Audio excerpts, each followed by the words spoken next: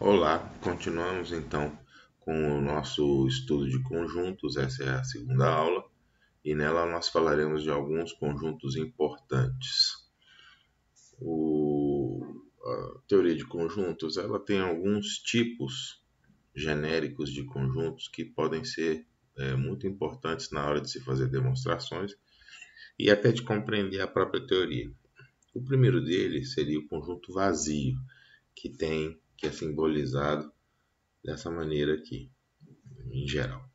Então, o conjunto vazio é um conjunto que não tem elementos, ou seja, não existe nenhum x tal que x pertença ao conjunto vazio. Então, é um conjunto sem elementos. Eu posso também defini-lo por uma propriedade que não pode ser satisfeita, ou seja, x é o conjunto de todos os x que é ímpar e divisível por 2. Como não tem nenhum número ímpar que seja divisível por 2, a propriedade não é satisfeita por ninguém, portanto o conjunto que ela determina é vazio. O conjunto unitário, obviamente, é um conjunto que tem apenas um elemento. De novo, ele pode ser estabelecido por enumeração ou ele pode ser também estabelecido por uma propriedade. Então, supondo que 2 seja considerado primo, há uma controvérsia aí, mas se 2 puder ser considerado primo dentro dessa perspectiva, o conjunto formado por todos os x, tal que x é primo divisível por 2, que é ele mesmo, né, é constituído apenas pelo número 2. Então, na verdade, esses dois conjuntos são conjuntos equivalentes, iguais, e eles contêm apenas um elemento, sendo, portanto, unitários. Há também um conjunto muito importante chamado conjunto das partes de um conjunto. Então, ele é um conjunto de conjuntos. E ele diz o seguinte: o conjunto das partes de A é o conjunto de todos os conjuntos B, tais que B está contido em A. Então, só para dar um exemplo, se o conjunto F constituído dos números 2 e 3, o conjunto A, então o conjunto das partes de A será o vazio, porque o vazio é subconjunto de qualquer conjunto, o conjunto constituído de apenas o número 2, um conjunto unitário, o conjunto constituído apenas do número 3, que também é subconjunto de A, e o próprio A, porque todo conjunto é subconjunto de si mesmo.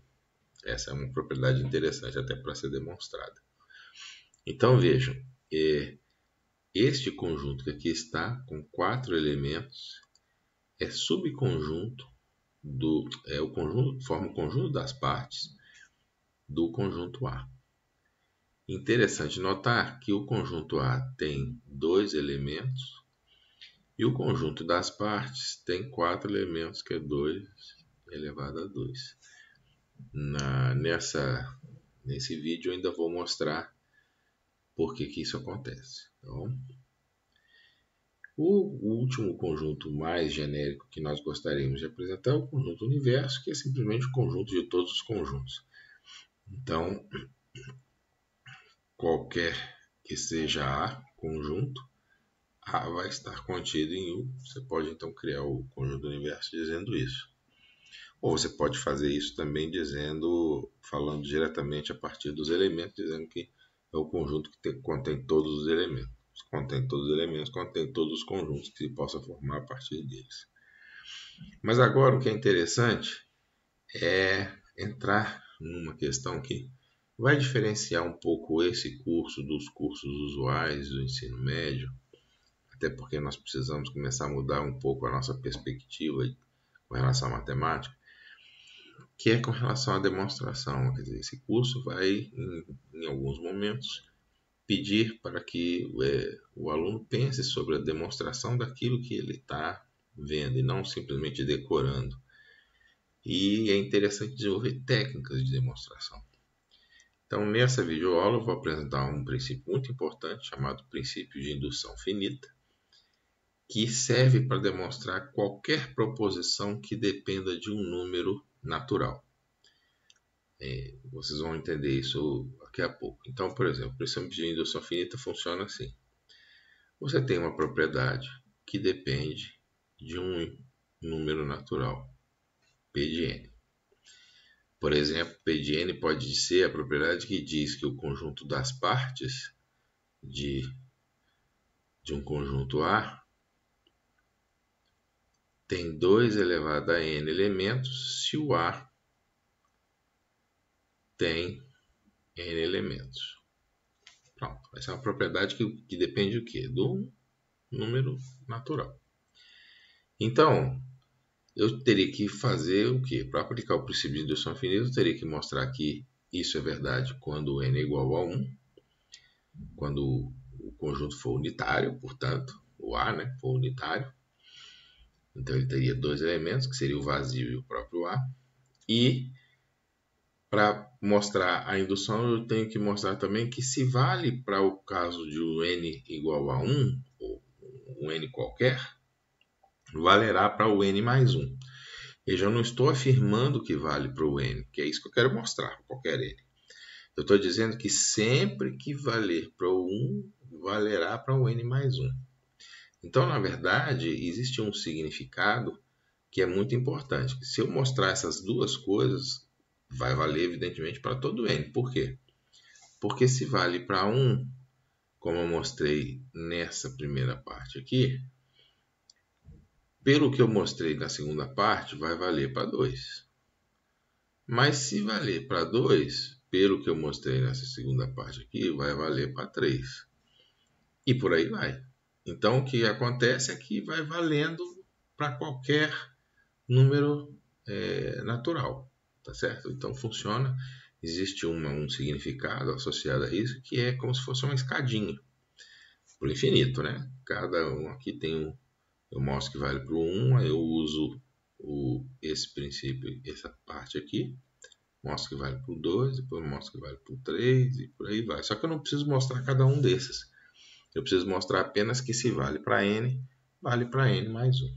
Vamos aplicar isso num exemplo, que é exatamente aquele que eu falei de maneira mais rápida antes. Eu tenho uma proposição lógica, cuja veracidade depende de um número natural n. Diz assim, se um conjunto A tem n elementos, então o conjunto das partes de A terá 2 elevado a n elementos. Quero provar isso, tá bom? E eu vou provar isso, como essa é uma proposição que depende de um número natural, eu vou provar isso usando o princípio da indução finita. Vamos ver como isso é feito? Primeiro eu mostro o seguinte, que se o A for um conjunto vazio, ele não tem elementos. Então, o número de elementos de A é 0. O conjunto das partes é o próprio φ, que é um conjunto de um elemento. Então, 2 elevado a 0 é 1.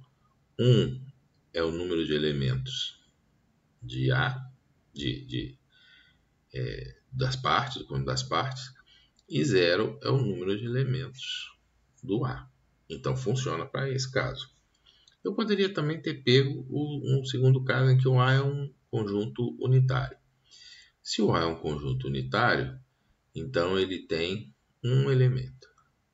2 elevado a 1 é igual a 2, aplicando o que nós queremos demonstrar.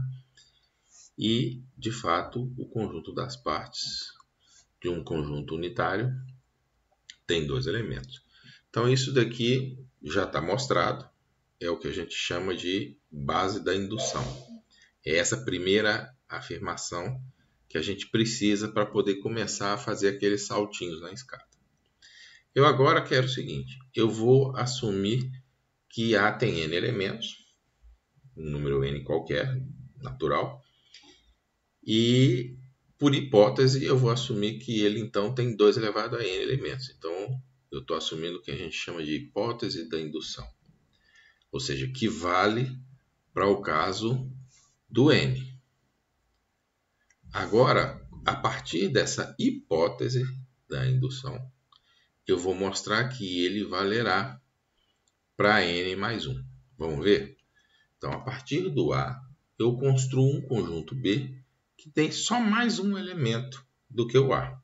Então, o A era um conjunto, se vocês quiserem, a gente pode fazer assim, ó, o A era um 2, vamos pensar em 2 elementos, mas esse n é qualquer, tá? Isso aqui é só um exemplo.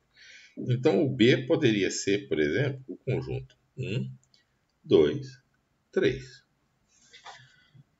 E aí, como é que fica, então, o B, que agora tem n mais 1 elementos, né? No caso, eles dão um exemplo aqui, 3.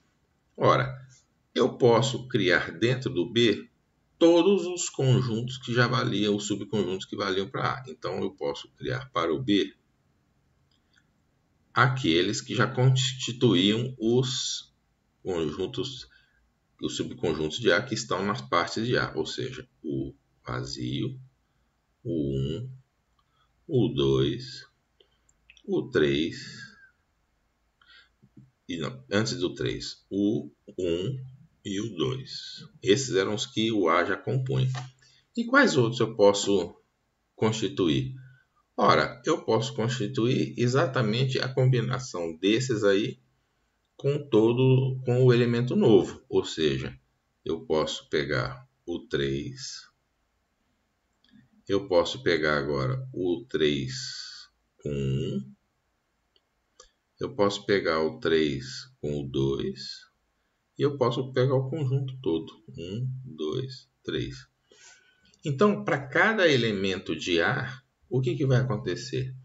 Eu consigo construir um subconjunto novo usando o elemento de B, acrescentando esse elemento apenas.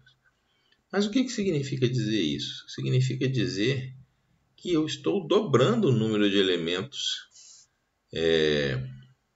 do P de B, que são os subconjuntos, né? Ou seja, eu tinha lá, no caso do exemplo aqui, 4 elementos, 4 subconjuntos, que formavam os elementos do parte de B. E eu, então, com o 3, eu fui combinando com os elementos de A. Então, apareceram 4 novos elementos, ou seja, eu dobrei o tamanho do A. Mas se eu dobrei o tamanho do A e eu já sabia que o partes de A tinha 2 elementos, então o partes de B vai ter 2 vezes 2 elevado a n elementos, que é 2 elevado a n mais 1 elemento. O que eu mostrei aqui? Eu mostrei que se vale para o caso de um conjunto com n elementos, então se eu tenho um conjunto com n mais 1 elementos, o conjunto das partes também vai ter essa propriedade válida, ou seja, o conjunto das partes vai ter 2 elevado a n mais 1 elemento.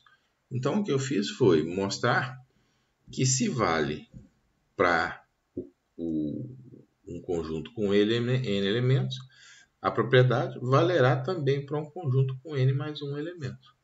Então, pelo princípio de indução finita, aquela escadinha, eu mostrei que valerá para qualquer n natural. Esse princípio vai ser muito importante para mostrar uma porção de propriedades que vão aparecer aqui, que são dependentes de um número natural. Nós vamos fazer exercícios mais adiante para que isso fique mais claro para todos vocês. Por enquanto é só e obrigado por assistir.